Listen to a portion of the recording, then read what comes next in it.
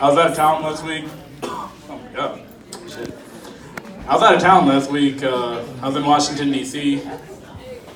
Yeah, somebody. At least got one person.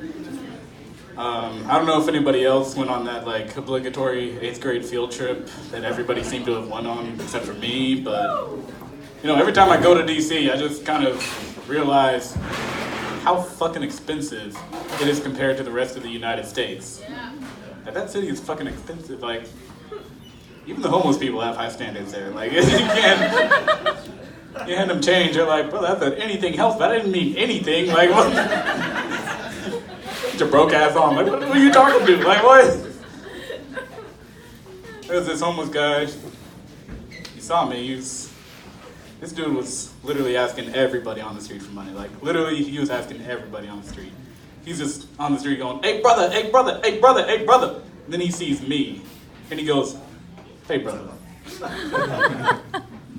Look, man, I know times is hard out here, man.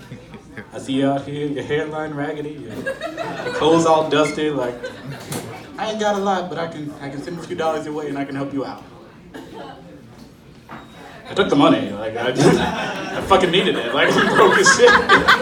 What else do you do at that point, you know? Like, I do this comedy shit for free, just so you know. Now, I don't know if anybody saw the end of Monsters, Inc., but if I make y'all laugh, you don't keep my lights on. This is not how that works. It's hard. Like, somebody told me the other day I looked like the lonely stoner that Kid Cudi was rapping about.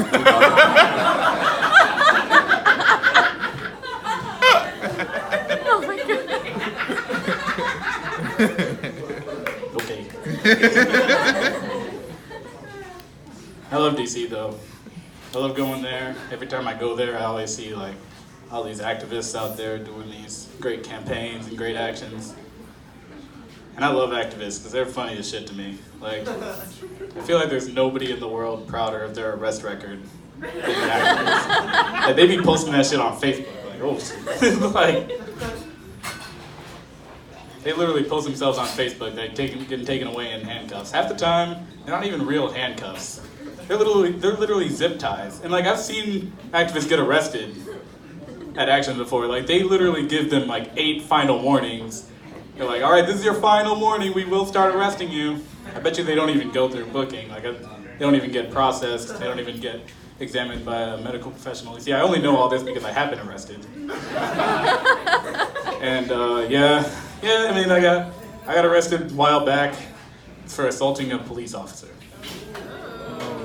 See, I knew my rights and my lefts. I'm just fucking with you. I didn't get arrested for assaulting a police officer. You think they would have arrested me? Like, come on. We know how that story ends. Seen that one before. I actually have been arrested though.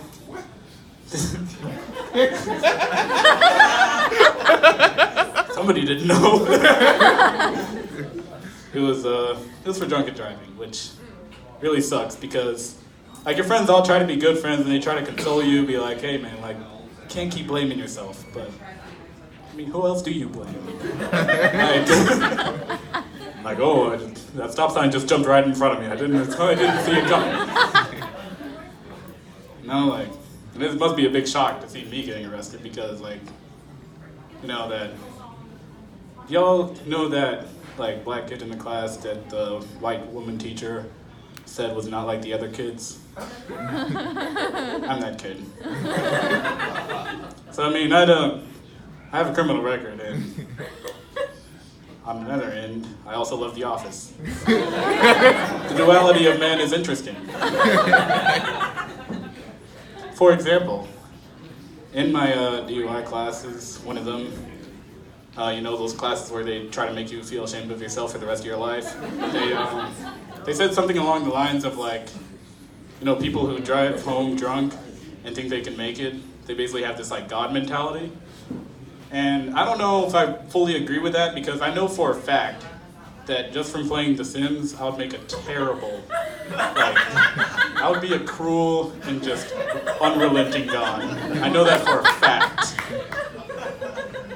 Like real Old Testament type shit. Like, like the other day I was playing The Sims and like literally just for my own pleasure, I did that thing where you just lock somebody in a corner and put a chair in front of them and they're fucking helpless. They're just drowning in their own feces and they're starving. Then a fire breaks out, I'm like, oh shit, what happened here? So the fireman arrives, and then I get them in a corner, lock them in a chair, and now the whole house is burning down. I'm just watching my terrible creation. And mind you, this fire all started from leaving a salad on the stove too long.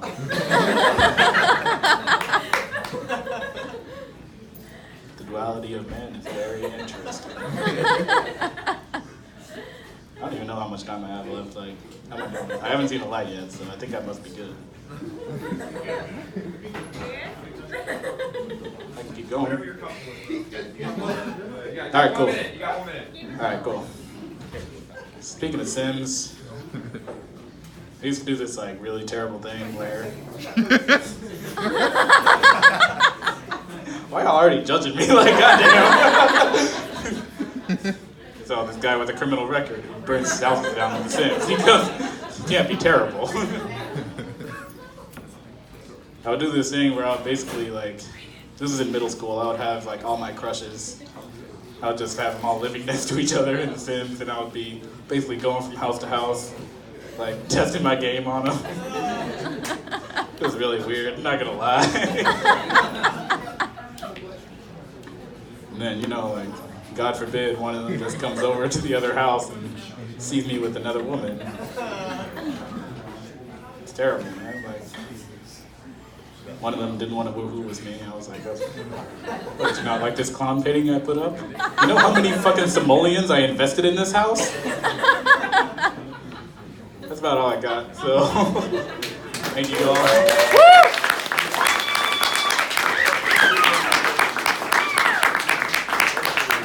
Hey, keep it going for Leo.